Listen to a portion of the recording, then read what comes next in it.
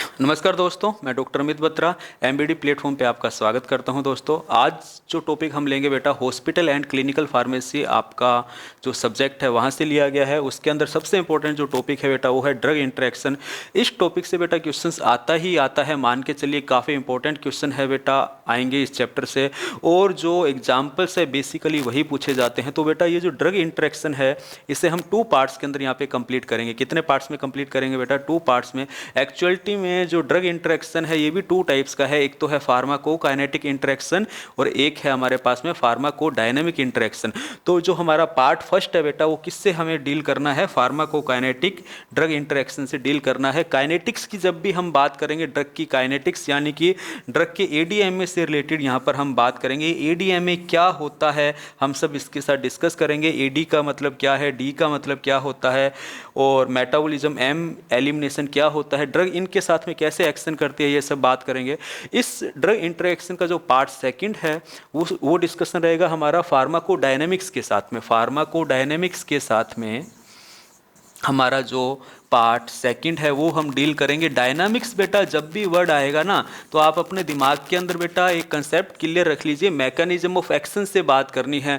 यानी कि ड्रग का रिसेप्टर के साथ में बाइंड होने के बाद किस तरह से वो अपना एक्शन प्रोड्यूस कर रहा है, वहाँ पर जो ड्रग के इंटरेक्शन है वो हम देखेंगे बेटा पार्ट सेकंड के अंदर। तो पार्ट सेकंड डील करेगा फार्माकोडायनेमिक्स से, पार्ट फर्स्ट जो डील कर रहा है फार्माकोकाइनेटिक्स से डील कर रहा है। तो यहाँ पर हम बात करते हैं फार्माकोकाइनेटिक्स इंटरेक्शंस की। सबसे पहले हम बात करते हैं ड्रग इंटरेक्शन की। सबसे पहले इसकी डेफिनेशन की बात करें बेटा, साधारण शब्दों में मैं आपको क्या बताना चाहता हूँ, इसकी जो डेफिनेशन है, ये जो ड्रग है बेटा हमने जिस पर्पज से हमारी बॉडी के अंदर ली है, जो हमारा पर्पज है वो पर्पज हमारा क्या है बेटा? हम चाहते हैं कि इससे हमें डिज़ायरेबल इफेक्ट मिले। क्या मिले बेटा? हमारा पर्पज है कि इससे हमें डिज़ायरेबल इफेक्ट हमें ड्रग के अंदर मिले, एप्रोप्रिएट इफेक्ट हमें मिले। अब हम क्या कह रहे हैं, अब ये ड्रग का इंटरेक्शन किससे हो सकता है? फूड से हो सकता है, या अदर कोई ड्रग्स है तो उससे हो सकता है, या हमारा बॉडी का जो वीक सिस्टम है उससे हो सकता है। अगर ड्रग का इफेक्ट हमें बेटा जो पर्पज है बेटा, ये हमारा पर्पज साधारण शब्दों में कहूँ मैं अल्टर हो गया है।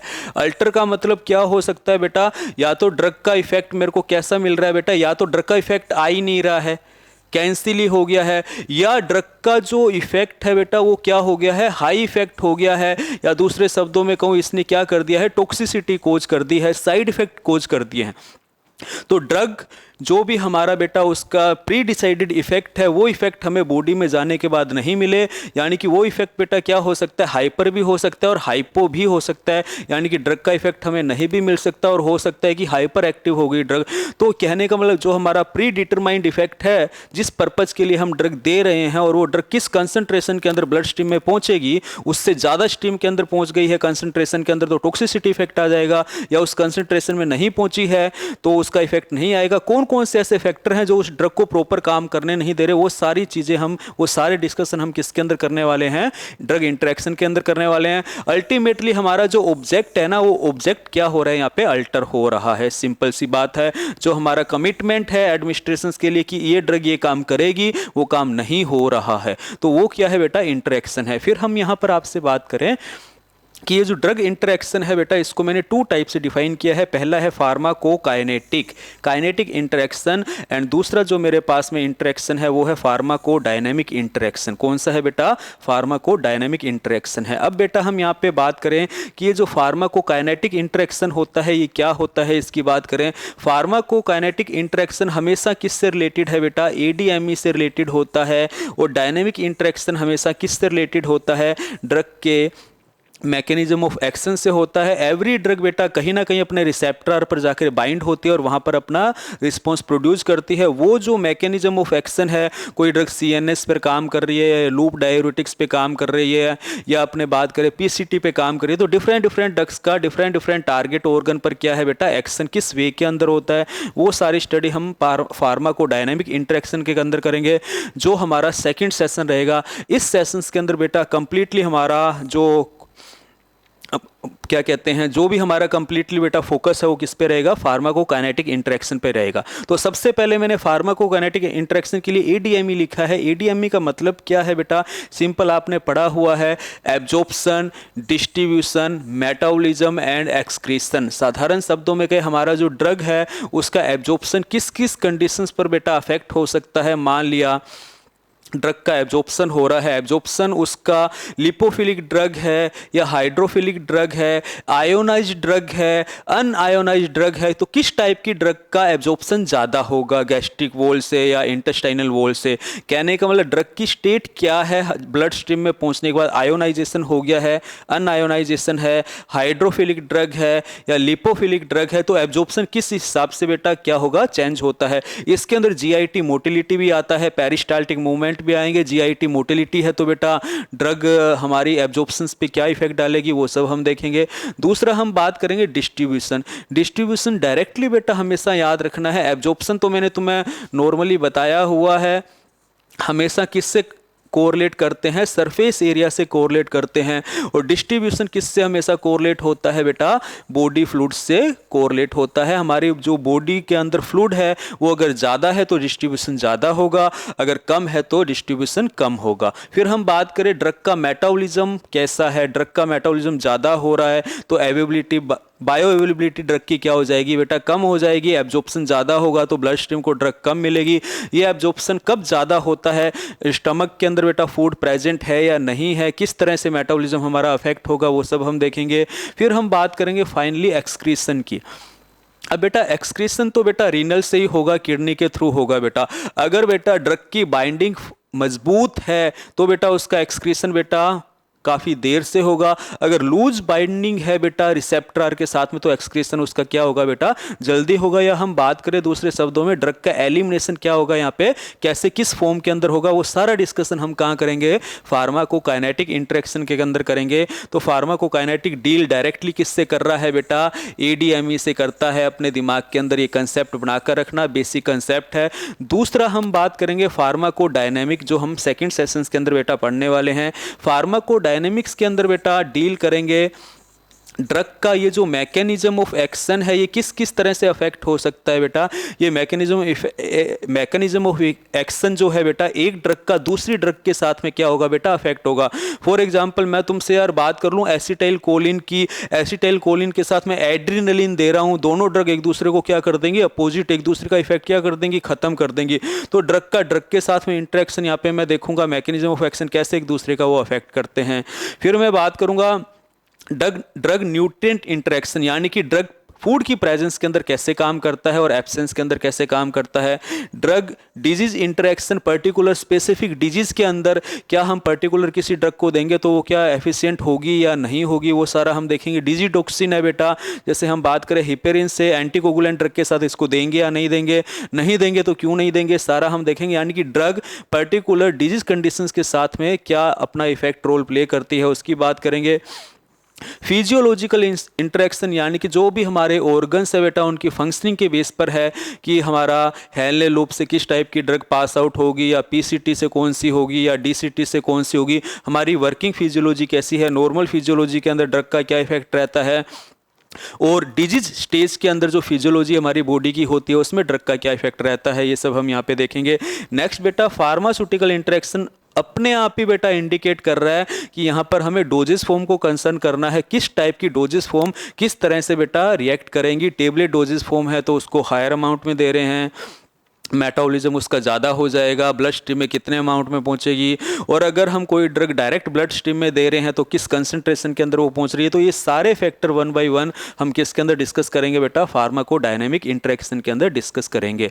तो अभी आज का जो हमारा सेशन है पर्टिकुलर फोकस है बेटा फार्माकोकाइनेटिक इंटरेक्शन पर। तो मैं फार्माकोकाइनेटिक इंटरेक्शंस की बात करता हूँ। सबसे पहले बेटा ये जो ड्रग इंटरेक्शन है इसके जो अपने पास सिंपल करैक्टर्स देखने को मिलते हैं। जब भी कोई जनरली ड्रग हमें टॉक्सिसिटी कोज कर देती है, या हम कह देते हैं यार इस ड्रग को खाने से क्या हो गया बेटा, साइड इफेक्ट आ गए, तो सबसे पहले तो हम ड्रग की एक्सपायरी डेट देखते हैं। क्या देखते हैं, एक्सपायर तो डेट नहीं हो गई है, तो यानी कि बेटा हम बात करें जो नॉर्मल हमें जनरल साइड इफेक्ट देखने को मिलते हैं वो कौन कौन से होते हैं, उन्हीं की मैं बात कर रहा हूँ यहाँ पे ड्रग इंटरेक्शन के अंदर। तो सबसे पहले तो मैं क्या देखता हूँ, पहला रीजन क्या हो सकता है भाई, थेराप्यूटिक इफेक्ट लॉस हो गया है, जो हमें डिजायर्ड पर्पज चाहिए वो पर्पज पूरा नहीं हो रहा, जो हमने सोचा था कि इस ड्रग से हमें क्या मिल सकता है बेटा, ये इफेक्ट मिल सकता है, अगर वो इफेक्ट नहीं मिलता है तो हम उसका रीजन एक क्या कह सकते हैं, इसके अंदर थेराप्यूटिक इफेक्ट नहीं है। इसके बहुत से कारण हो सकते हैं, एक्टिव इंग्रेडिएंट एब्सेंट है, एक्टिव इंग्रेडिएंट की कंसंट्रेशन जो इस पे रिकमेंडेड है वो इसके अंदर नहीं है, क्लियर है।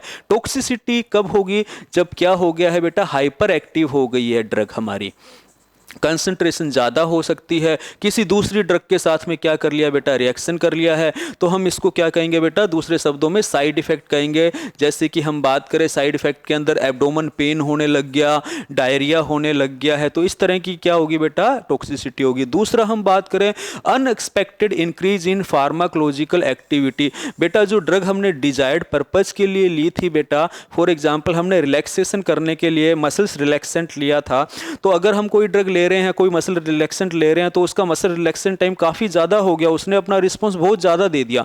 वो रिस्पॉन्स ज़्यादा क्यों दे दिया है, हो सकता है सिनर्जेटिक इफेक्ट आ गया हो सकता है सिनर्जेटिक इफेक्ट के अंदर एडिटिव टाइप का इफेक्ट आ गया है, यानी कि हाइपर एक्टिव हो गई है। वो जो कंसंट्रेशन है उस ब्लड की बेटा, जो ब्लड स्ट्रीम के अंदर बेटा ड्रग की कंसंट्रेशन है वो क्या हो गई है, इंक्रीज हो गई है। कैसे इंक्रीज हो गई है, मान लिया भाई उसका एलिमिनेशन नहीं हो रहा था, पहले से एक डोज प्रेजेंट थी, एलिमिनेशन स्टॉप हो गया तो दोबारा दूसरी डोज ली तो उसकी कंसंट्रेशन क्या हो गई बेटा, इंक्रीज हो गई।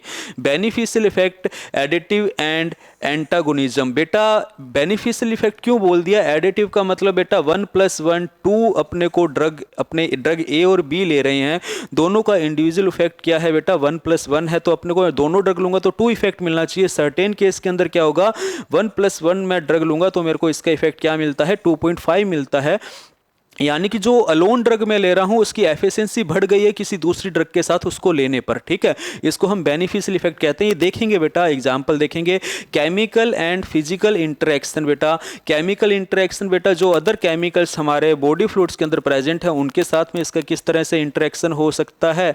और जो फिजिकल फैक्टर है बेटा, जैसे कि हम बात करें एक्सरसाइज आप कर रहे हैं या पीसीटी पे जब अपने बात करें ग्लोमेरुलस के फिल्ट्रेशंस की बात कर लें, वहाँ पे अपने पास में अपना जो किडनी है बेटा प्रॉपर उसका जीएफआर सही है या नहीं है, तो इस तरह के बहुत सारे हमारे पास केमिकल और फिजिकल इंटरेक्शन होंगे। फिजिकल इंटरेक्शन के अंदर बेटा ड्रग की जो हमारे पास में फॉर्म है जिसको आप डोजेस फॉर्म कहते हैं, उस पर्टिकुलर डोजेस फॉर्म का एक ही सोल्ट की डिफरेंट डिफरेंट डोजेस फॉर्म का अलग अलग interaction different different body parts के साथ हो सकता है, वो सारा हम यहाँ पे देखेंगे। तो हम अभी सबसे पहले बेटा स्टार्ट करते हैं ड्रग इंटरेक्शन, जिसको मैंने ब्रॉडली 2 टाइप्स के अंदर डिवाइड कर दिया था, काइनेटिक एंड डायनामिक्स के अंदर। काइनेटिक्स के लिए बेटा मैंने तुम्हें बता दिया था किससे रिलेटेड था, एडीएमई से रिलेटेड था, और ये जो डायनामिक्स है ये किससे रिलेटेड था, ड्रग के मैकेनिज्म ऑफ एक्शन से था। दूसरे शब्दों में कहें बेटा ड्रग रिसेप्टर इंटरेक्शन है यहाँ पे, क्या है बेटा, ड्रग रिसेप्टर इंटरेक्शन की यहाँ पे हम बात करेंगे। ओके बेटा, अब हम बात करें बेटा काइनेटिक्स। काइनेटिक्स के अंदर हम बात करेंगे effect of drug on the another from the point of view that includes absorption, distribution, metabolism and excretion, और क्या हम इसको कह सकते हैं बेटा एलिमिनेशन कह सकते हैं। क्या कह सकते हैं बेटा, एलिमिनेशन। ये सारे हमारे पास में डिफरेंट पॉइंट्स हैं जिसके अंदर हम बात करेंगे बेटा फार्माकोकाइनेटिक्स की। बेटा अब हमें इस सेशन के अंदर ये जो फार्माकोकाइनेटिक्स टॉपिक है इंटरेक्शन फर्स्ट, इसके अंदर बेसिकली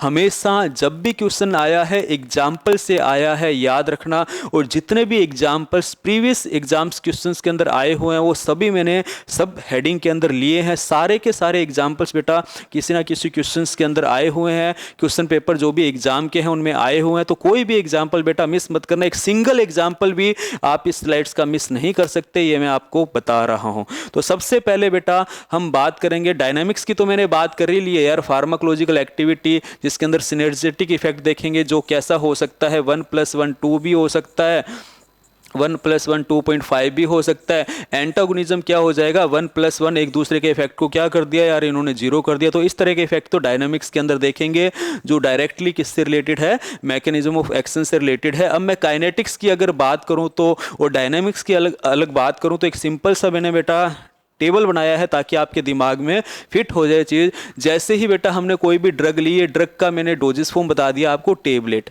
अब बेटा ये ड्रग हमारी कहाँ गई है? गट के अंदर गई है। गट का मतलब आप यूँ समझ लो यार, इंटेस्टाइन के अंदर गई है। कहाँ गई है बेटा? इंटेस्टाइन के अंदर गई है, ठीक है। अब इंटेस्टाइन के अंदर डिफरेंट क्या है बेटा? फ्लूइड है। जब जैसे ही बेटा ये ड्रग है इसका डिसइंटीग्रेशन हो जाएगा, डिसइंटीग्रेट होकर बेटा ये डिजोल्व होने लगेगी। डिजोल्व होने के बाद सबसे पहले क्या होगा बेटा? इसका एब्जॉर्प्शन होगा। एब्जॉर्प्शन होके कहाँ जाएगी? ड्रग ब्लड स्ट्रीम के अंदर जाएगी। कहाँ जाएगी बेटा? ब्लड स्ट्रीम के अंदर एब्जॉर्ब होकर पहुंचेगी। एब्जॉर्प्शन होने के बाद अगर ब्लड का वॉल्यूम ज़्यादा है तो ज़्यादा डिस्ट्रीब्यूशन हो जाएगा, वॉल्यूम कम है तो डिस्ट्रीब्यूशन कैसा हो जाएगा बेटा? कम हो जाएगा, ठीक है। एब्जॉर्प्शन किस पे डिपेंड करेगा? सरफेस एरिया पर जो गट का है बेटा। और ये जो डिस्ट्रीब्यूशन है ये किस पे डिपेंड करेगा बेटा? बॉडी फ्लूइड के वॉल्यूम पर इफेक्ट करेगा। किस पे? वॉल्यूम कितना है हमारा बॉडी का, फ्लूइड का, ठीक है, उस पे डिपेंड करेगा। ये वॉल्यूम ज़्यादा होगा तो डिस्ट्रीब्यूशन ज़्यादा होगा, वॉल्यूम कम है तो डिस्ट्रीब्यूशन कैसा होगा? कम होगा। फिर हम बात करें इसमें जो ड्रग हमारी ब्लड में पहुंची है, इसमें से कुछ ड्रग का तो क्या हो जाएगा बेटा? मेटाबॉलिज्म हो जाएगा। और ये मेटाबॉलिज्म कौन कर रहा है बेटा? लीवर कर रहा है। और रिमेनिंग जो ड्रग है बेटा, जो हमारी टिश्यू के साथ बाइंडिंग हुई थी, अपना एक्शन देने के बाद उसका क्या हो जाएगा बेटा? एक्सक्रीशन हो जाएगा। ये कौन करेगा बेटा? रीनल करेगा। तो यहां तक मेरे पास में जो काम है ना, ये जो मेरे पास में काम है, ये सारा का सारा काम मेरे पास में कौन सा है बेटा? फार्माकोकाइनेटिक्स का है, याद रखेंगे आप।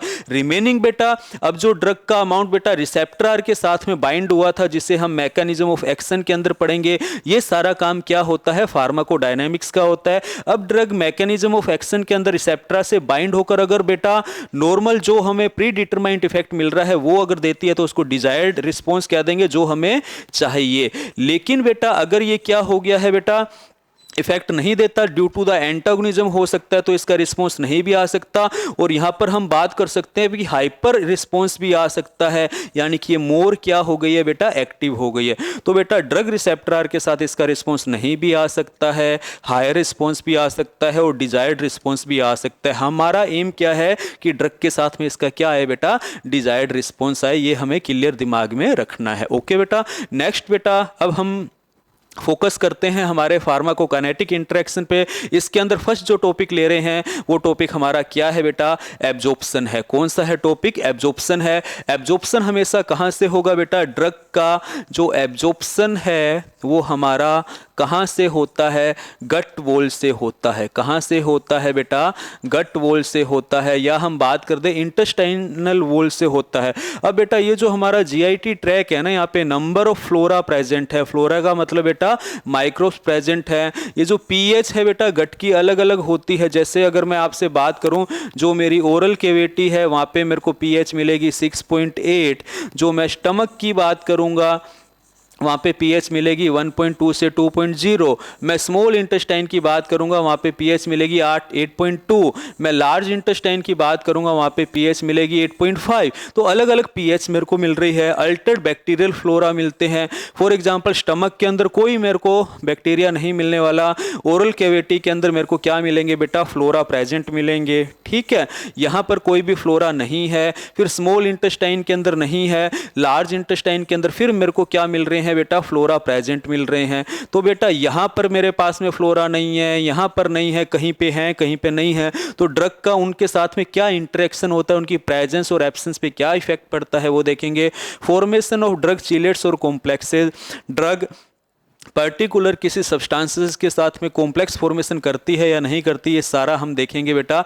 GIT absorption. एब्जॉर्प्शन ड्रग को कौन कौन से फैक्टर क्या कर रहे हैं बेटा? अफेक्ट कर रहे हैं, जिसके अंदर हम पीएच देखेंगे। पीएच फैक्टर अफेक्ट कर सकता है। फ्लोरा फैक्टर क्या कर सकता है? ड्रग को अफेक्ट कर सकता है। और अदर जो ड्रग मॉलिक्यूल है उनके साथ में कॉम्प्लेक्सेशन फॉर्मेशन होकर ड्रग की जो डिजायर्ड इफेक्ट है वो क्या हो सकता है बेटा? अल्टर हो सकता है। तो एक एक करके हम एग्जाम्पल देखते हैं। पहला जो एग्जाम्पल है ना बेटा वो है अल्टर्ड पीएच। क्या है बेटा? Altered pH. देखिए क्या कहना चाहता हूं। The non-ionized form of a drug is more lipid soluble and more readily absorbed from than the GIT than the ionized form। में क्या कह रहा हूं? अगर मेरे पास में कोई ड्रग नॉन आयोनाइज्ड फॉर्म के अंदर है, क्या बात कर रहा हूं?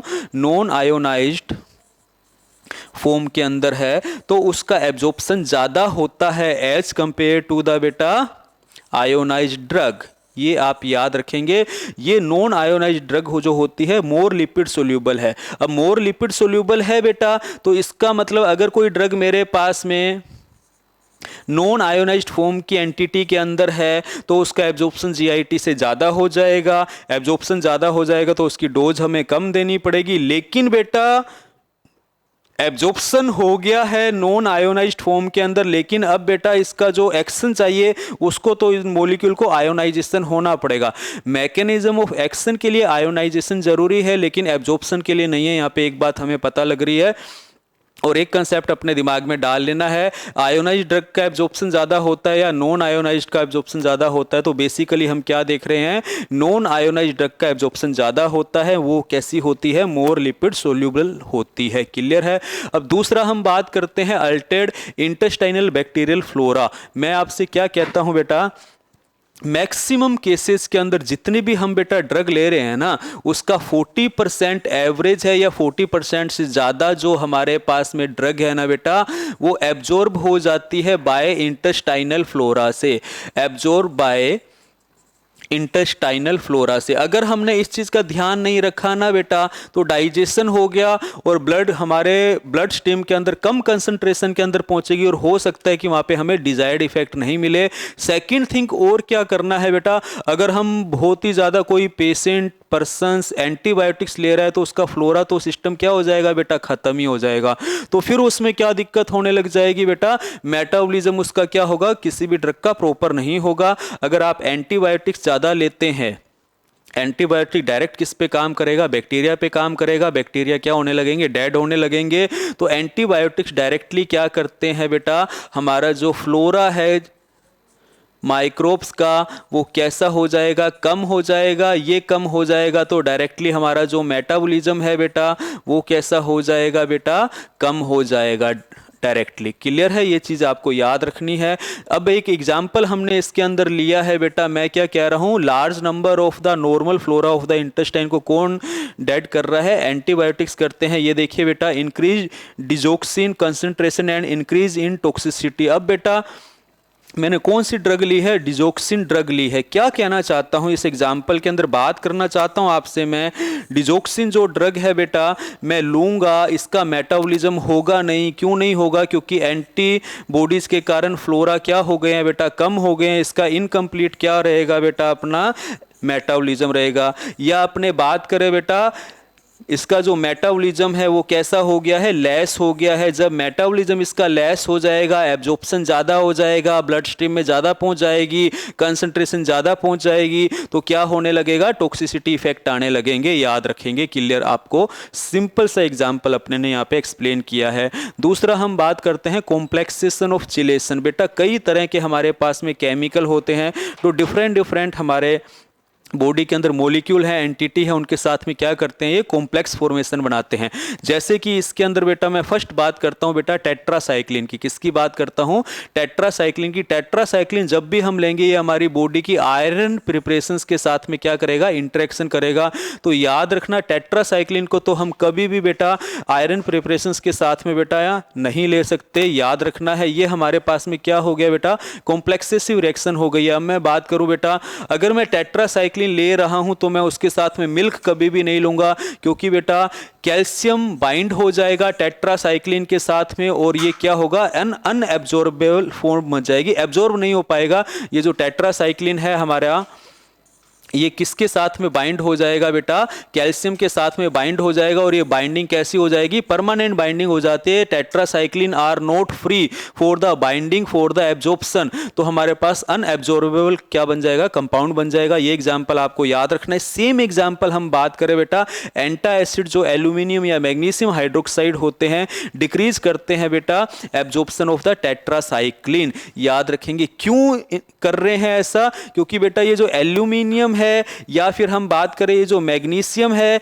ये क्या करते हैं बेटा, कॉम्प्लेक्स बना लेते हैं। क्या बना लेते हैं बेटा, कॉम्प्लेक्स बना लेते हैं। किसके साथ में कॉम्प्लेक्स बना लेते हैं बेटा, टेट्रासाइक्लिन के साथ में ये कॉम्प्लेक्स बना लेते हैं। अपने दिमाग में बेटा ये सब चीज याद रखना। तो कहने का मतलब टेट्रासाइक्लिन के साथ में एंटासिड नहीं दे सकते हैं, टेट्रासाइक्लिन के साथ में मिल्क हम नहीं इंटेक कर सकते हैं। ये किसके डायरेक्ट एग्जाम्पल है बेटा? कॉम्प्लेक्सेशन के एग्जाम्पल हैं जो आपको अपने दिमाग के अंदर रखने हैं। और फार्मासिस्ट की तो बेटा ये रिस्पॉन्सिबिलिटी बनती है कि जब भी पेशेंट को प्रेस्क्राइब करे टेट्रासाइक्लिन तो उसको क्लियर इंस्ट्रक्शन थे, भैया तो मिल्क मत इंटेक करना, कोई एंटासिड मत लेना, एसिडिटी की कोई आप मेडिसिन तो नहीं ले रहे तो इसके साथ मत लेना। क्लियर है? अब हम बात करें आगे, दूसरा है बेटा ड्रग इंड्यूस्ड म्यूकोसल डैमेज। क्या बात कर रहे हैं? Drug induced mucosal damage. ये क्या होता है बेटा? एंटी नियोप्लास्टिक एजेंट, सीधे सीधे साधारण शब्दों में कहूँ यार, कैंसर ट्रीटमेंट के लिए यूज होते हैं। किसके लिए यूज होते हैं? कैंसर ट्रीटमेंट के लिए जो एजेंट्स यूज होते हैं उन्हें हम एंटी नियोप्लास्टिक एजेंट्स कहते हैं। साइक्लोफोस्फेटामाइड इसका एक बेस्ट एग्जाम्पल है, विनक्रिस्टिन है, विनब्लास्टिन भी एक एग्जाम्पल होता है। विनक्रिस्टिन की बात कर लें, विनब्लास्टिन की बात करें, साइक्लोफोस्फेटामाइड्स की बात करें, ये सारी की सारी ड्रग्स बेटा अदर ड्रग्स का क्या कर देती है बेटा? एब्जॉर्प्शन कम कर देती है। Inhibit absorption of several drugs, जैसे कि डिजोक्सिन की हमने बात की। किसकी बात की है? डिजोक्सिन की बात की है। ड्रग इंड्यूस्ड म्यूकोसल डैमेज, ये क्या करेंगे बेटा? साइक्लोफोस्फेटामाइड है, विनक्रिस्टिन है, विनब्लास्टिन है, ये नियोप्लास्टिक एजेंट बेटा किसका एब्जॉर्प्शन इनहिबिट करते हैं? डिजोक्सिन का एब्जॉर्प्शन क्या करते हैं बेटा? इनहिबिट करते हैं। ये आप यहाँ पे याद रखेंगे। इसका एब्जॉर्प्शन इनहिबिट होने से म्यूकस जो फॉर्मेशन है बेटा वो क्या हो जाएगा बेटा? स्टॉप हो जाएगा। जो हमारी म्यूकोसल लेयर है वो डैमेज होने लगती है। नेक्स्ट हम बात करते हैं अल्टर्ड मोटिलिटी। किसकी बात करते हैं? Altered motility. Anti emetic agent होता है हमारे पास मेटोक्लोप्रामाइड। क्या है बेटा? मेटोक्लोप्रामाइड एंटी इमिटिंग एजेंट से ये क्या करता है बेटा? इंक्रीज कर देता है एब्जॉर्प्शन किसका बेटा? साइक्लोस्पोरिन का, जो हमारे पास में बेटा एक इम्यूनो सप्रेसिव एजेंट है। क्या है बेटा? एक इम्यूनो सप्रेसिव एजेंट है। ये हमारे पास में जो इम्यूनो सप्रेसिव एजेंट है ये क्या करेगा? इसका एब्जॉर्प्शन इंक्रीज कर देगा। और जब बेटा इसका एब्जॉर्प्शन इंक्रीज होने लगेगा तो बेटा इसके साइड इफेक्ट क्या होने लगेंगे? एक्सपेक्टेड से ज़्यादा मिलने लगेंगे। एफिशिएंसी इंक्रीज हो जाएगी इसकी, तो टॉक्सिसिटी बेटा क्या होगा बेटा? ज़्यादा होगी। याद रखेंगे। अब हमने बात करें मेटाक्लोप्रामाइड और साइक्लोस्पोरिन एक साथ ले रहे हैं तो साइक्लोस्पोरिन की यहाँ पे या तो डोज कम करो। पहली बात तो हमें ऐसा कुछ करना ही नहीं है। साइक्लोस्पोरिन को मेटाक्लोप्रामाइड के साथ नहीं दे सकते, एंटीमिटिक ड्रग के साथ में हम इसको नहीं दे सकते, क्योंकि बेटा इसका साइड इफेक्ट क्या होगा? ज़्यादा होगा। क्यों ज़्यादा होगा? क्योंकि बेटा इसका क्या हो गया है बेटा? एब्जॉर्प्शन ज़्यादा हो गया। किसने किया है? मेटाक्लोप्रामाइड ने किया है। ये आप याद रखेंगे। और साथ साथ क्या होता है बेटा? साइक्लोस्पोरिन है जो बेटा इसका एब्जॉर्प्शन और कैसे ज़्यादा हो जाता है? अगर हम बेटा इसको एम्प्टी स्टमक की फॉर्म के अंदर यानी कि भूखे पेट ले रहे हैं। मैक्सिमम जो ड्रग है ना after certain intake of meal, food लेने के बाद दी जाती है ताकि उनका डाइजेशन होता रहे और एब्जॉर्प्शन कम हो। क्लियर है? ये कंसेप्ट याद रखेंगे। फिर हम बात करते हैं दूसरा, डिस्प्लेस्ड प्रोटीन बाइंडिंग, यानी कि ये सारे के सारे फैक्टर तो हमने किससे पढ़े हैं बेटा? एब्जॉर्प्शन से रिलेटेड पढ़े हैं। चाहे मोटिलिटी की बात की, चाहे म्यूकोसल इंटरेक्शन की बात की, चाहे हमने कॉम्प्लेक्सेशन की बात की, चाहे हमने इंटेस्टाइनल बैक्टीरियल फ्लोरा की बात की या पीएच की बात की। ठीक है? पीएच है, फ्लोरा है, कॉम्प्लेक्सेशन है, ये सारे के सारे फैक्टर किससे थे बेटा? रिलेटेड एब्जॉर्प्शन से रिलेटेड फैक्टर थे। ड्रग इंटरेक्शन की बात की है हमने।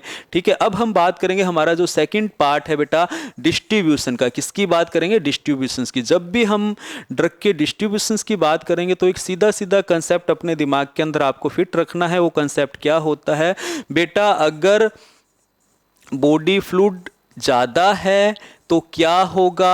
मोर डिस्ट्रीब्यूशन होगा। क्या होगा बेटा? मोर डिस्ट्रीब्यूशन होगा। मोर डिस्ट्रीब्यूशन होगा तो क्या होगा बेटा? मोर क्या हो रहा है बेटा? एब्जॉर्प्शन हो रहा है तो मोर एब्जॉर्प्शन मोर हुआ तो क्या हुआ बेटा? डिस्ट्रीब्यूशन मोर हो गया। डिस्ट्रीब्यूशन अगर मोर हो गया है तो बेटा जो इसके अपने को इफेक्ट हैं वो भी अपने को क्या मिलेंगे? इमीडिएट मिलेंगे और मैक्सिमम सब जगह पे मिलेंगे। तो बेटा हम यहाँ पे क्या बात करते हैं बेटा?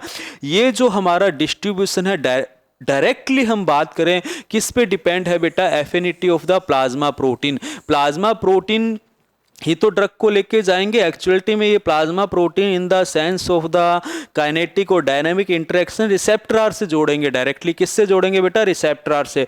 ड्रग रिसेप्टर के साथ जुड़कर क्या होगी बेटा? डिस्ट्रीब्यूटेड होगी। जो ड्रग जितनी स्ट्रोंगली बेटा रिसेप्टर के साथ जुड़ी हुई है उसका डिस्ट्रीब्यूशन उतना ज्यादा होगा, बॉडी फ्लूइड होगा। जो बेटा वीक जुड़ी हुई है वो हट जाएगी, उसका डिस्ट्रीब्यूशन क्या हो जाएगा बेटा? रुक जाएगा। तो अपने को याद रखना है जो भी बाउंड ड्रग होती है बेटा, वो जो बाउंड ड्रग होती है बेटा किसके साथ में, ये जो ड्रग है हमारी, ये अगर प्लाज्मा के साथ में बाउंड फॉर्म के अंदर है तो यहां पर इस फॉर्म के अंदर इसका क्या होता है बेटा? डिस्ट्रीब्यूशन होता है। मैं इसको सिंपल सी बात करके आपको समझाता हूं। फॉर एग्जांपल मैं आपसे बात करूं, ये मेरे पास में क्या है बेटा? प्लाज्मा है। इस प्लाज्मा के साथ में क्या है? ड्रग ए जुड़ी हुई है। ये मेरे पास में प्लाज्मा है। इस प्लाज्मा के साथ में ये मेरे पास में क्या है बेटा? ड्रग ए जुड़ी हुई है। और ये मेरे पास में क्या था बेटा? प्लाज्मा था। ये मेरे पास में क्या था बेटा? प्लाज्मा था। अब ये क्या हो रही है बेटा? ट्रांसपोर्ट हो रही है, कोई दिक्कत नहीं है। अब मैंने बात की बेटा, मेरे पास में एक सेकंड ड्रग आ गई, मेरे पास में एक ड्रग बी आ गई है यहाँ पे। अब बेटा अगर इस ड्रग की एफिशिएंसी, क्या बात कर रहा हूं, इस ड्रग की एफिशिएंसी किस टाइप की एफिशिएंसी बेटा? Binding efficiency. कौन सी एफिशिएंसी बेटा? Binding efficiency. अगर इस ड्रग बी की बाइंडिंग एफिशिएंसी ज्यादा है ड्रग ए से, तो ये ड्रग बी क्या कर देगी? यहां पर खुद जुड़ जाएगी और इसको क्या कर देगी? यहां से सेपरेट कर देगी। ये आपको याद रखना है। इस प्रोटीन के साथ में ड्रग बी की बाइंडिंग ज्यादा होगी तो ये डिस्प्लेस कर देगी। अगर ये बाइंडिंग ज्यादा होगी तो ये क्या कर देगी बेटा? डिस्प्लेस कर देगी ड्रग ए फ्रॉम प्रोटीन। ठीक है। और ये प्रोटीन मेरे पास में क्या है? प्लाज्मा प्रोटीन है। ये प्लाज्मा प्रोटीन है। इस प्लाज्मा प्रोटीन से ए ड्रग को ये क्या कर देगी? सेपरेट कर देगी एंड बाइंड हो जाएगी, बाइंड विद प्रोटीन, एंड फिर ये खुद ट्रांसपोर्ट होने लगेगी। तो अल्टीमेटली सारा खेल किसका है? एफिशिएंसी का है, बाइंडिंग एफिशिएंसी का है। जिस ड्रग की जितनी ज्यादा बाइंडिंग होगी किसके साथ में बेटा? प्लाज्मा प्रोटीन के साथ में, वो ड्रग बेटा उतनी ही ज्यादा क्या होगी बेटा? ट्रांसपोर्ट होगी। उस ड्रग का उतना ही ज्यादा क्या होगा बेटा? डिस्ट्रीब्यूशंस होगा। फिर हम फिनोटोइन जैसी एक ड्रग लेते हैं बेटा, इसका एग्जाम्पल आपको याद रखना है। टोलबुटामाइड ड्रग का आपको एग्जाम्पल याद रखना है। वारफेरिन जो ड्रग है बेटा, इनके एग्जाम्पल याद रखने हैं, बार बार पूछे जाते हैं। क्योंकि बेटा इनकी जो प्लाज्मा प्रोटीन के साथ बाइंडिंग है वो 90% से भी अधिक है, यानी कि इनका डिस्ट्रीब्यूशन बहुत ज़्यादा होता है। आप देख रहे हैं phenytoin is highly bound to plasma protein 90% है, टोलबुटामाइड 96% है, वारफेरिन 99% है। ये ड्रग्स बेटा इतनी ज़्यादा एफिशिएंसी रखती है, अगर कोई सल्फोनामाइड या फिनाइल ब्यूटाजोइन या एस्प्रिन जैसे केमिकल, ये जो केमिकल हैं हमारे पास में, ये तो मैंने बात कर दी प्रोटीन की। अगर इसके साथ में बेटा कोई ऐसे केमिकल जुड़े हुए हैं ना, एस्प्रिन जैसे, या हम बात करें ये एस्प्रिन जैसा जुड़ा हुआ है, या फिनोटोइन जुड़ा हुआ है, या ये सारे केमिकल हमारे पास में जुड़े हुए हैं ना, अगर ये ड्रग आ गई तो ये डायरेक्टली इनको क्या कर देगी बेटा? डिस्प्लेस कर देती है। क्या कर देती है? डिस्प्लेस कर देती है इन ड्रग्स को, और ये खुद क्या हो जाएंगी बेटा? जुड़ने लग जाएंगी। या आपको दिमाग में रखना है, जब ये ड्रग आएगी तो इसको क्या कर देगी? हटा देगी और खुद यहाँ पे जुड़ जाएगी, क्योंकि इनकी बाइंडिंग इस प्रोटीन के साथ में बहुत ज्यादा है। यानी कि सिंपल सा एक खेल हमें समझ में आ रहा है। वो खेल क्या है? Binding efficiency. क्या है बेटा? Binding efficiency. क्लियर? अपने दिमाग के अंदर ये कंसेप्ट याद रखो। जिस ड्रग की बाइंडिंग एफिशिएंसी ज्यादा होती है उसका डिस्ट्रीब्यूशन उतना ही ज्यादा होगा। कुछ एग्जांपल आपको याद रखने हैं, फिनोटोइन, टोलबुटामाइड और वारफेरिन याद रखें। सब तरह के केमिकल्स की कैटेगरी को क्या कर देते हैं बेटा? ये हटा देते हैं, क्योंकि इनकी जो बाइंडिंग कैपेसिटी है काफ़ी ज़्यादा है। क्लियर है? ये सारा हमने डिस्ट्रीब्यूशन के बेस पर देखा सारा। ये मैंने थोड़ा सा आपको एफिशिएंसी के बारे में समझाने की कोशिश की है। फिर हम बात करते हैं बेटा, नेक्स्ट जो हमारे पास में टॉपिक है वो क्या है बेटा? मेटाबॉलिज्म। मेटाबॉलिज्म ड्रग का किस केस के अंदर ज़्यादा हो सकता है और किस केस के अंदर कम हो सकता है, ये हमें याद रखना है। तो सबसे पहले हम बात करें बेटा, जो ड्रग का इफेक्ट है वो डायरेक्टली किस पे आएगा बेटा, मेटाबॉलिज्म पे आएगा। अगर किसी ड्रग का मेटाबॉलिज्म ज़्यादा है तो वो बेटा अवेलेबल नहीं है ब्लड स्ट्रीम के अंदर। मैंने क्या बात करनी, सिंपल सा अपना कंसेप्चुअल सोचो बेटा। अगर कोई ड्रग का क्या है बेटा, मेटाबॉलिज्म ज़्यादा है, ठीक है, तो नॉट अवेलेबल फॉर इफेक्ट, वो इफेक्ट के लिए अवेलेबल है ही नहीं। जितनी भी आई थी मेटाबॉलिज्म हो गया, not available for blood stream, वो ब्लड स्ट्रीम के अंदर बेटा पहुंच ही नहीं रही है यार, ब्लड स्ट्रीम में पहुंचेगी नहीं। आधे से ज़्यादा तो क्या हो गया, डाइजेस्ट हो गया।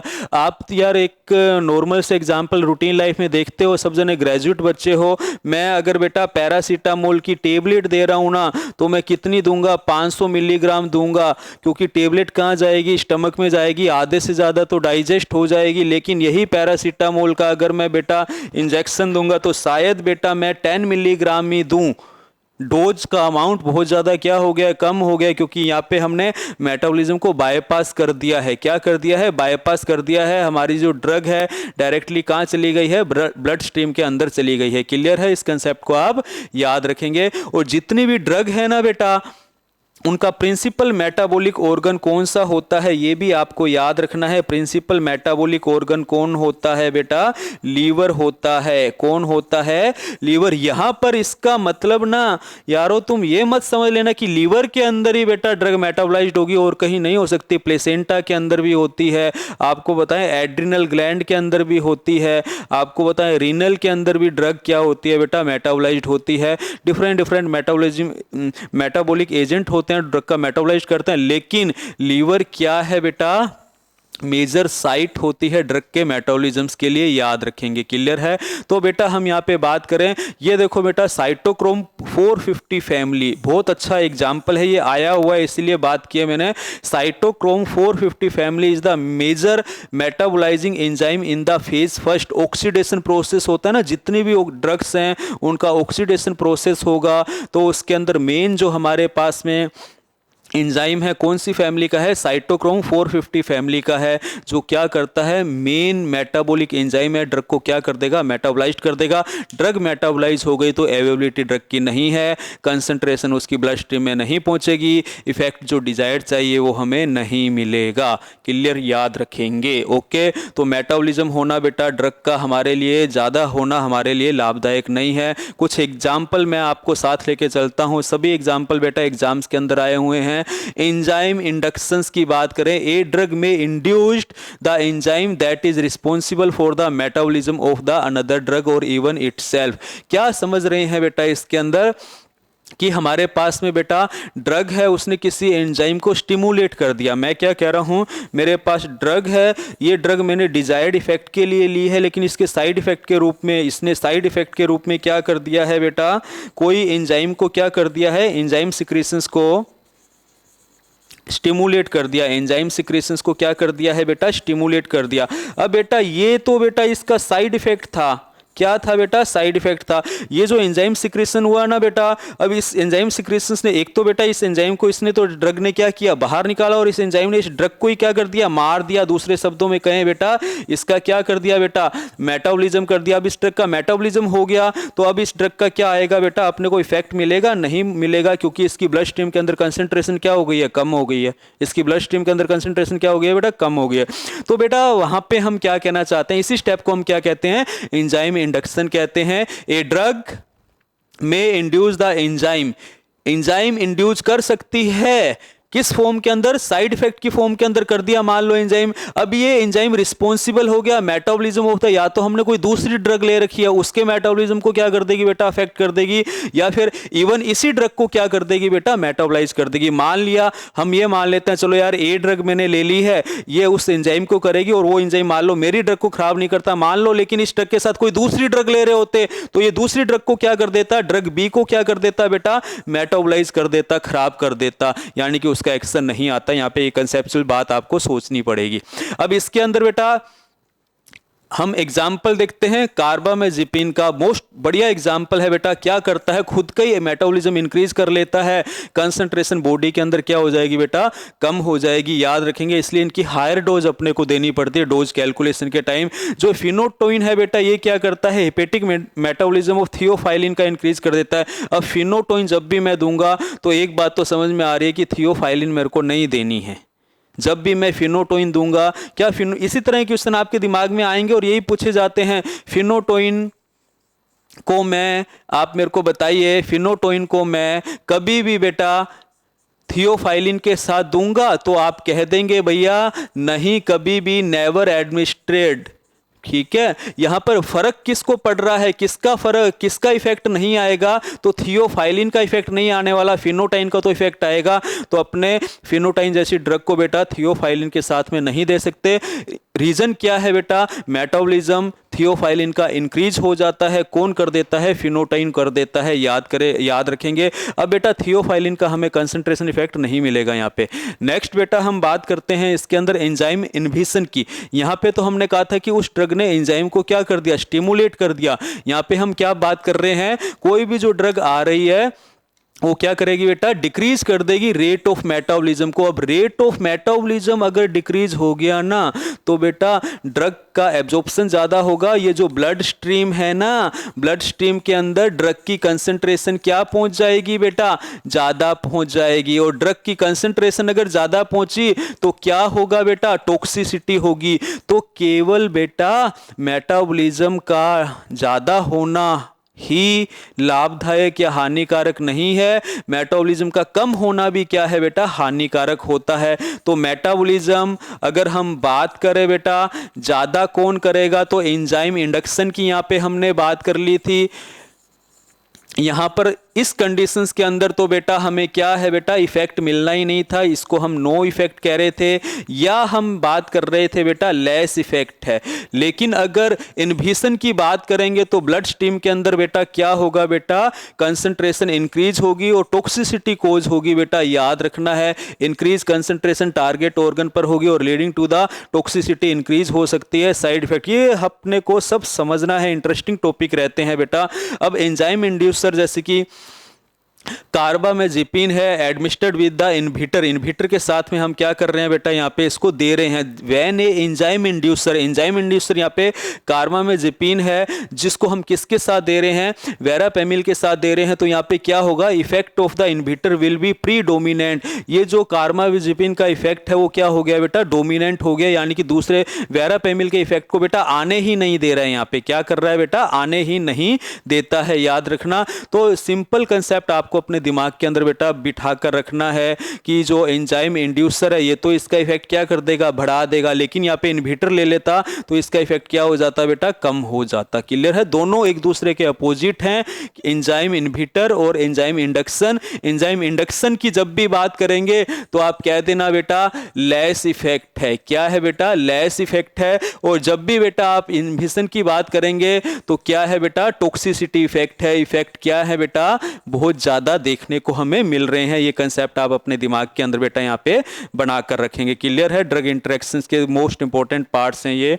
फिर हम बात करें बेटा, एक और एग्जाम्पल लेते हैं, वो है बेटा हमारे पास erythromycin inhibit metabolism of astemizole and terfenadine. क्या मतलब है बेटा, मेटाबॉलिज्म इसने क्या कर दिया है, इनहिबिट कर दिया है।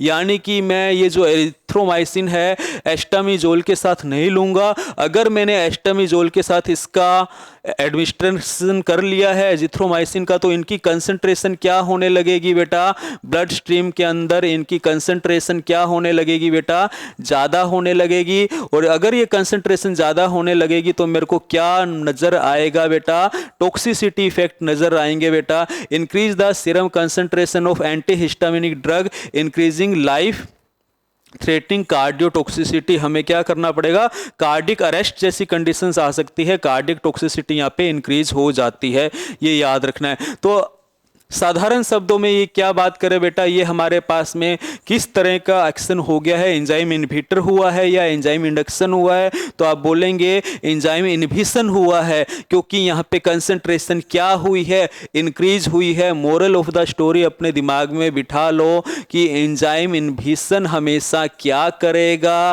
कंसंट्रेशन को इंक्रीज करेगा। एंजाइम इनहिबिशन होने के साथ साथ हमेशा क्या इंक्रीज होता है, टॉक्सिसिटी इंक्रीज होती है। ये सब बातें आप अपने दिमाग के अंदर बेटा बिठा के रखेंगे। क्लियर है? मैं फिर कह रहा हूं आपको, सिंपल से कंसेप्ट आपको बता रहा हूं। एंजाइम इंड्यूसर, सिंपल यहां पे मैं वापस लिख देता हूं। देखो बेटा, ये अपने को याद रखने हैं। एंजाइम अगर इंड्यूसर है, इंड्यूसर होगा तो क्या होगा बेटा, मेटाबॉलिज्म इंक्रीज हो जाएगा। क्या हो जाएगा? मेटाबॉलिज्म इंक्रीज हो जाएगा। मेटाबॉलिज्म इंक्रीज हो जाएगा तो ब्लड स्ट्रीम के अंदर जो कंसंट्रेशन है बेटा ड्रग की, ब्लड स्ट्रीम ड्रग कंसंट्रेशन है बेटा, वो कैसी हो जाएगी बेटा, कम हो जाएगी। तो यहाँ पर हमें नो इफेक्ट या क्या होगा बेटा, लेस इफेक्ट देखने को मिलेंगे। क्लियर है ये कंसेप्ट? अगर अब हम इसका अपोजिट कर देते हैं, क्या कर रहा हूँ बेटा, एंजाइम इनहिबिटर की जगह पे क्या, एंजाइम इंड्यूसर की जगह पर क्या कर रहा हूँ, एंजाइम इनहिबिटर की अगर बात करूँ तो ये जो हमारे पास में मेटाबॉलिज्म है ड्रग का, ये कैसा हो जाएगा बेटा, कम हो जाएगा। मेटाबॉलिज्म कम हो गया तो ड्रग ज़्यादा अवेलेबल है, ज़्यादा अवेलेबल है तो ब्लड स्ट्रीम ड्रग कंसंट्रेशन हमारी कैसी हो जाएगी बेटा, ज़्यादा हो जाएगी। जब ब्लड स्ट्रीम कंसंट्रेशन ज़्यादा हो जाएगी तो हमारी ये ड्रग है बेटा क्या होगा बेटा, हायर एक्टिव होगी, हाइपर एक्टिव होगी और क्या हो सकते हैं बेटा, टॉक्सिक इफेक्ट आ सकते हैं। पहले तो ये जर्नल मैकेनिज्म ना अपने दिमाग के अंदर डाल के रखो, फिर हम बात करेंगे बेटा एग्जाम्पल की। क्लियर है? जब तक ये कंसेप्ट हमारे दिमाग में नहीं आएगा, एग्जाम्पल हम कितने भी पढ़ लें हमें कभी याद नहीं होने वाले। अब बेटा यहाँ पर मैंने बात की थी बेटा एंजाइम के इंडक्शंस की, तो यहाँ पे एग्जांपल दिया था बेटा कार्बामेजेपिन खुद का ही क्या कर लेती है बेटा, मेटाबॉलिज्म इंक्रीज कर लेती है। तो कार्बामेजेपिन का डिजायर्ड इफेक्ट नहीं आएगा जब तक हम हायर डोज नहीं लेंगे। फिनोटोइन इंक्रीज कर देती है मेटाबॉलिज्म किसका, थियोफाइलिन का, यानी कि फिनोटोइन ने थियोफाइलिन का मेटाबॉलिज्म इंक्रीज कर दिया तो थियोफाइलिन का डिजायर्ड इफेक्ट नहीं आने वाला है। थियोफाइलिन को फिनोटोइन के साथ नहीं लेंगे। ये एंजाइम इंड्यूसर के इफेक्ट थे, मेटाबॉलिज्म यहाँ पे ज्यादा हो गया था। अब मैं एंजाइम इनहिबिशन के जब मैं बात करूंगा तो यहाँ पे कार्बामेजेपिन को बेटा वेरापेमिल के साथ नहीं लूंगा, नहीं तो इसकी कंसंट्रेशन हमें क्या हो जाएगी बेटा, ज्यादा देखने को मिलेगी, ज्यादा टॉक्सिक इफेक्ट आएगा। एजिथ्रोमाइसिन इनहिबिट कर देगी एस्टाजोलामाइड का या एस्टिमाजोल का और टेरिफिनिडोन का मेटाबॉलिज्म क्या कर देगी बेटा, इनहिबिट कर देगी। जब इनका मेटाबॉलिज्म इनहिबिट हो जाएगा तो ब्लड में इनकी कंसंट्रेशन ज़्यादा हो गई। जब ब्लड में इनकी कंसंट्रेशन ज़्यादा हो गई तो क्या हो गया, कार्डियोटॉक्सिसिटी हो गई जो इनका एक्शन होता है। ओमेप्राजोल की बात करें बेटा, ये डायाजिपाम का क्या करता है बेटा, मेटाबॉलिज्म इनहिबिट कर देता है और इसके कारण डायाजिपाम क्या हो जाते हैं, हाइपर एक्टिव हो जाते हैं। ये सभी मोस्ट कॉमन एग्जाम्पल हैं जो एग्जाम के अंदर आए हुए हैं, आपको याद रखना है। और कुछ याद हो नहीं हो, हॉस्पिटल एंड क्लिनिकल फार्मेसी के अंदर ये चैप्टर आपको जरूर पढ़ना है बेटा। इसमें से क्वेश्चन 2 या 3 क्वेश्चन हमेशा आते हैं। सबसे मोस्ट इंपॉर्टेंट चैप्टर है क्वेश्चन वाइज, कौन सी ड्रग किसके साथ ले सकते हैं, कौन सी ड्रग किसके साथ में नहीं ले सकते हैं, किस ड्रग का क्या इफेक्ट पड़ेगा, ये सब याद रखना। और इस तरह के क्वेश्चन ही पूछे जाते हैं। ओमेप्राजोल को डायाजिपाम के साथ क्यों नहीं लेते हैं, ओमेप्राजोल को डायाजिपाम के साथ, when omeprazole taken with the diazepam what will be happen. तो किसी तरह के भी क्वेश्चन बन सकते हैं बेटा। Metabolism of diazepam is high, so toxicity effect of the diazepam will arise, या when omeprazole taken with diazepam which drug have toxicity effect, then which drug diazepam drug have more toxicity due to the less क्या होगा, absorption of diazepam by the omeprazole. तो बेटा ये सारे के सारे different type के क्वेश्चंस किसी भी लैंग्वेज के अंदर आपको घुमाकर पूछे जा सकते हैं। अपने दिमाग के अंदर बेटा ये बात को कायम रखना। नेक्स्ट हम बात करते हैं बेटा रीनल एक्सक्रीशन। रीनल एक्सक्रीशन यार हम किसकी बात कर रहे हैं, जितनी भी ड्रग है ना बेटा वो सारी की सारी एक्सक्रीट आउट कहाँ से होती है बेटा, किडनी से होती है। और किडनी का हमारे पास में बेटा एक सिंपल सा मैं आपको डायग्राम बना देता हूँ। हम बात करें बेटा, ये जो हमारी किडनी होती है ये हमारे पास में क्या है, बोमेन कैप्सूल है, ये हमारे पास में पीसीटी है। अब मैं बात करूँ बेटा हैनले लूप की, ये मेरे पास में हैनले लूप है। फिर मैं बात करूँ बेटा डीसीटी की, किसकी बात करूँ, ये मेरे पास में क्या है बेटा, डीसीटी है। डीसीटी किससे आगे मिला हुआ है बेटा, कलेक्टिंग टिब्यूल से। ये मेरे पास में क्या है बेटा, कलेक्टिंग टिब्यूल है। ये मैंने बहुत अच्छे से समझाया है, आप मेरा ह्यूमन फिजियोलॉजी का सेशन देखना, एक्सक्रीटरी सिस्टम आपको समझ में आएगा बेटा। ये मेरे पास में क्या है बेटा, हैनले लूप है। हैनले लूप का ये मेरे पास में डिसेंडिंग पार्ट्स है, ये मेरे पास में असेंडिंग पार्ट्स है। ये मेरे पास में पीसीटी है, ये मेरे पास में क्या है बेटा, डीसीटी है। ये मेरे पास में क्या है बेटा, बोमेन कैप्सूल है। क्या है बेटा, बोमेन कैप्सूल है। इसके अंदर ग्लोमेरुलस होते हैं, 50 क्या होती हैं, ब्लड कैपिलरीज होती हैं, नेटवर्क होता है ब्लड कैपिलरीज का, जिसे हम क्या कहते हैं, ग्लोमेरुलस कहते हैं। अब जो भी ड्रग है ना बेटा इन ब्लड कैपिलरीज में आती है और यहाँ से क्या होती है बेटा, फिल्ट्रेट होती है बेटा। यहाँ क्या आ रही है बेटा, ड्रग आ रही है। अब ड्रग का यहाँ से रीअब्जॉर्प्शन होना है या ये एलिमिनेट होकर कहाँ जाएंगी, कलेक्टिंग टिब्यूल के अंदर जाएंगी, ये हमें बताना है बेटा। तो ये ड्रग का जो यहाँ से एक्सक्रीशन होगा बेटा, पीसीटी डीसीटी से होते हुए कलेक्टिंग टिब्यूल्स तक, ये हमने बताना है। दो तरह से होता है बेटा ये, एक तो होता है एक्टिव ट्यूबुलर सिक्रेशंस। तो एक्टिव ट्यूबुलर सिक्रेशंस क्या होता है, और एक होगा बेटा पैसिव ट्यूबुलर सिक्रेशंस। तो हम याद रखें ये जो सिक्रेशंस है ओस्मोलैरिटी के बेस पर होता है। हमारी जो बॉडी फ्लूइड होता है उसकी ओस्मोलैरिटी होती है 300 ओस्मोल पर लीटर। ये याद रखना, हमारी बॉडी की नॉर्मल ओस्मोलैरिटी होती है। जैसे जैसे हम यहाँ जाते हैं ओस्मोलैरिटी बढ़ती है और जैसे जैसे ऊपर जाएंगे क्या होगा, ओस्मोलैरिटी घटेगी। तो बेटा हम यहाँ पे बात करें बेटा, ये कहाँ होता है, प्रोक्सिमल टिब्यूल्स में होता है। प्रोक्सिमल टिब्यूल्स की हमने बात कर दी, तो कौन से पार्ट्स में हो रहा है बेटा, पीसीटी पार्ट्स में होता है। ये जो हमारे पास में पीसीटी पार्ट है बेटा, ये पीसीटी पार्ट्स भी आ गया प्रोक्सिमल के अंदर, ग्लोमेरुलस बोमेन कैप्सूल भी आ गए, दोनों आ गए हैं बेटा। याद रखना दोनों पार्ट्स के अंदर होता है। पीसीटी की यहाँ पे बात कर ली और मैंने यहाँ पे बात कर ली बेटा बोमेन कैप्सूल की। यहाँ पे क्या होता है बेटा, ड्रग कंबाइंड हो जाती है स्पेसिफिक प्रोटीन के साथ में और प्रोक्सिमल टिब्यूल से क्या होने लगती है, पास आउट होने लगती है। ये आपको याद रखना है। When a drug has competitive reactivity to the protein that is responsible for the active transport of the another drug. जब ये ड्रग हमारा किसी प्रोटीन के साथ में बाइंड हो जाएगी तो क्या होने लगेगा बेटा, ये ट्रांसपोर्ट होने लगेगी और ये बाइंडिंग एबिलिटी भी अदर ड्रग्स को भी क्या करने लगता है बेटा, प्रमोट करने लगता है ट्रांसपोर्ट करने के लिए। और दूसरी ड्रग बेटा जब प्रमोट होगी तो उसका क्या होगा बेटा, एक्सक्रीशन होगा। और हम दूसरे शब्दों में कह सकते हैं बेटा, दूसरी ड्रग के एक्सक्रीशन को क्या कर देगी बेटा, ये रोक देगी और इसको हम टॉक्सिसिटी कहेंगे। क्या कहेंगे, टॉक्सिसिटी कहेंगे। इसका एक बेस्ट एग्जाम्पल याद रखना है, जो हमारे पास में प्रोबिन एसिड है, ये डिक्रीज करता है tubular secretion of the methotrexate. क्योंकि बेटा प्रोबिन एसिड तो क्या हुआ, किसी प्रोटीन के साथ में बाइंड हो गया है। अब ये हमारे पास में जो कॉम्प्लेक्स बना है ना, इस कॉम्प्लेक्स ने बेटा इसको मिथोट्रेक्सेट ड्रग को क्या कर दिया है बेटा, एक्सक्रीट होने से रोक दिया है। तो प्रोबिन एसिड एलिमिनेशन किसका रोकती है, मिथोट्रेक्सेट का रोकती है। और ये कौन सा एग्जाम्पल है बेटा, एक्टिव ट्यूबुलर सिक्रेशन का एग्जाम्पल है। ये क्वेश्चन आया हुआ है, आप अपने दिमाग के अंदर बिठा के रखेंगे। ये जो एक्टिव ट्यूबुलर सिक्रेशन है मैंने तुम्हें बताया कहाँ होगा बेटा, केवल और केवल इसी एरिया के अंदर होता है। ये जो एरिया है यानी कि लूप ऑफ हैनले है, ये डीसीटी है, ये कलेक्टिंग टिब्यूल है, यहाँ पर नहीं हो रहा है। अब हम इसका अपोजिट पढ़ते हैं बेटा, पैसिव ट्यूबुलर एब्जॉर्प्शन। क्या पढ़ते हैं बेटा, पैसिव ट्यूबुलर एब्जॉर्प्शन पढ़ते हैं। ये कहाँ होता है, पैसिव डिफ्यूजन से हो रहा है। पैसिव डिफ्यूजन का मतलब बेटा यहाँ पे एनर्जी यूज नहीं हो रही है, वहाँ पे अपनी एटीपी क्या हो रही थी बेटा, खर्च हो रही थी।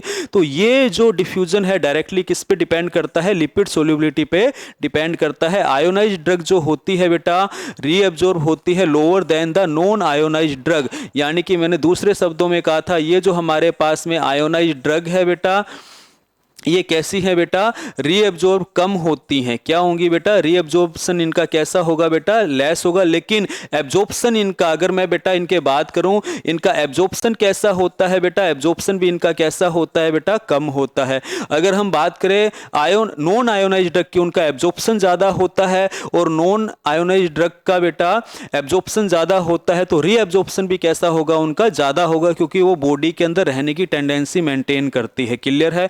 दो एग्जाम्पल पैसिव डिफ्यूजन के आपको याद रखने हैं, एक्सक्रीशन के याद रखने हैं। सोडियम बाइकार्बोनेट, किसकी बात कर रहा हूं बेटा, सोडियम बाइकार्बोनेट की बात कर रहा हूं, ये इंक्रीज कर देता है लिथियम क्लियरेंस को।